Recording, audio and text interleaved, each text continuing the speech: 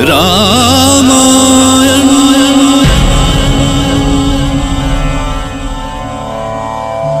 मैं काल हूं, काकभूषणी जो राम के हाथ की रोटी छीनकर आकाश में उड़े तो राम भी उड़ चले उनके पीछे।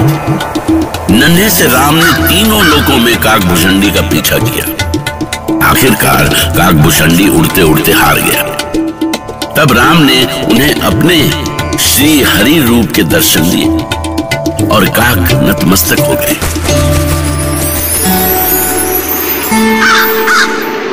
क्षमा करें प्रभु, मुझे क्षमा करें, मैंने आपके बालक रूप पर संदेह किया। इस प्रकार अपनी अद्भुत लीलाएं दिखाते श्री राम 5 वर्ष के हुए। महाराज दशरथ को उनकी शिक्षा दीक्षा की चिंता हुई और एक दिन उन्होंने कुल गुरु महर्षि वशिष्ठ को बुलवाया। गुरुर्ब्रह्मा गुरुर्विष्णु गुरुदेवो महेश्वरः गुरुः साक्षात् परब्रह्म तस्मै श्री गुरुवे नमः।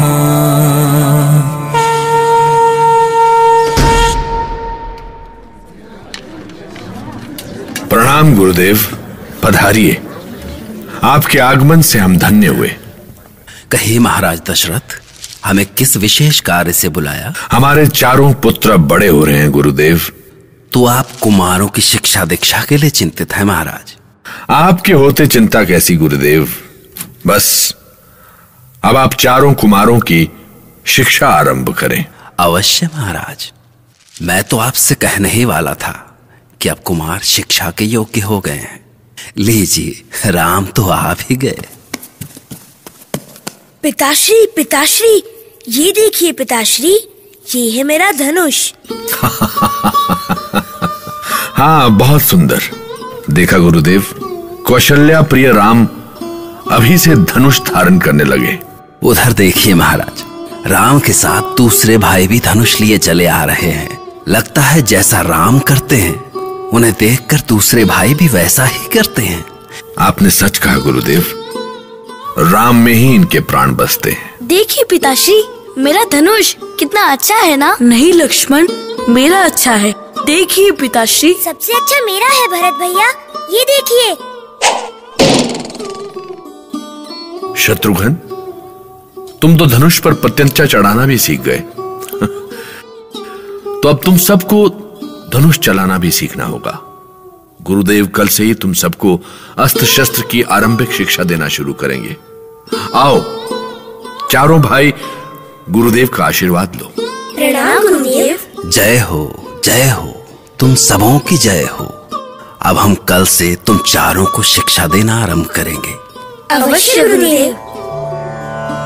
और तब अपने आश्रम में गुरु वशिष्ठ ने चारों बालकों को शिक्षा देनी आरंभ की। चारों बालक एक से बढ़कर एक थे, पर उनमें राम सबसे अनोखे थे, सबसे अलग। खड्ग चलाए, बाण चढ़ाए और करे गुरुवंदन। धर्म युद्ध ज्ञान सब पाए, चारों दशरथ नंदन। तुम सभी ने लक्ष्य साधना सीख लिया है। अब तुम चारों को ये बताना है कि किसका कौन सा लक्ष्य है। पहले शत्रुघ्न को उत्तर देने दो। गुरुदेव, मेरा लक्ष्य मेरे शत्रु हैं।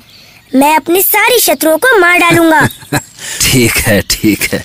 तुम बताओ भरत। प्रजा को जो दुख देगा वो मेरा लक्ष्य होगा गुरुदेव। और अब तुम बताओ लक्ष्मण। जो हम पर बुरी दृष्टि रखेगा, मैं लक्ष्मण उसे नहीं छोड़ूंगा गुरुदेव, उसका वध कर दूंगा। ऐसे। बहुत क्रोधी हो तुम लक्ष्मण। इतना क्रोध ठीक नहीं होता। जानते हो, क्रोध में कोई भी उचित निर्णय नहीं ले पाता है। अब तुम बताओ राम। मैं अपने लक्ष्य के बारे में समय के अनुसार सोचूंगा गुरुदेव। यदि बातचीत से ही हमारा कार्य हो जाएगा तो मैं धनुष का प्रयोग नहीं करूँगा। हाँ, ये तो ठीक है, पर यदि तुम राजा बनोगी तो? प्रजा की भलाई के लिए मुझे जो भी करना होगा करूँगा गुरुदेव। उसके लिए चाहे मुझे किसी भी संकट का सामना क्यों न करना पड़े। मैं तुम सभी के उत्तर से प्रसन्न हुआ। अयोध्या कुमारों ने अपनी योग्यता के कारण कम समय में ही अपनी आरंभिक शिक्षा पूरी कर ली। महाराज दशरथ अपने पुत्रों की अद्भुत कला कौशल से बहुत खुश हुए। माताओं ने गुरु के आश्रम से लौटे पुत्रों की आरती उतारी। परंतु अभी कुमारों ने गुरु की शिक्षा विद्या का ठीक से अभ्यास भी नहीं किया था कि एक विचित्र घटना हुई। सावधान! महाराज गादी के पुत्र, महान तपस्वी, धर्म के रक्षक महर्षि विश्वामित्र पधार रहे हैं।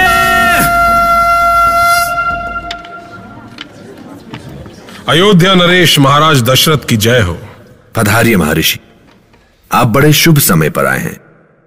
आपके आशीर्वाद से सारी अयोध्या का हित होगा। हम तो सारे संसार का हित करने की इच्छा से यहां आए हैं महाराज।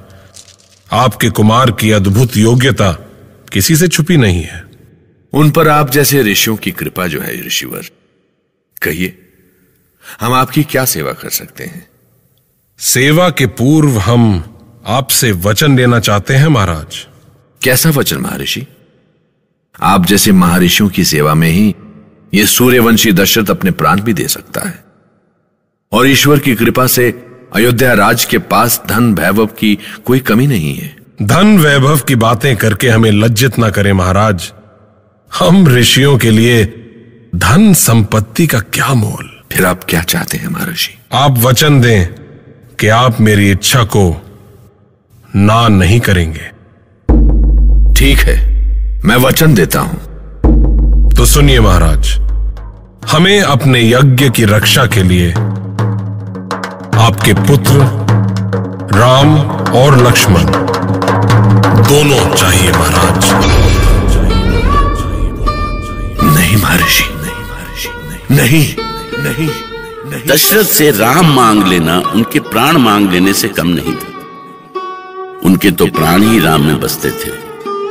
विश्वामित्र के मुंह से राम को ले जाने की बात सुनते ही वो मूर्छित हो गए। राम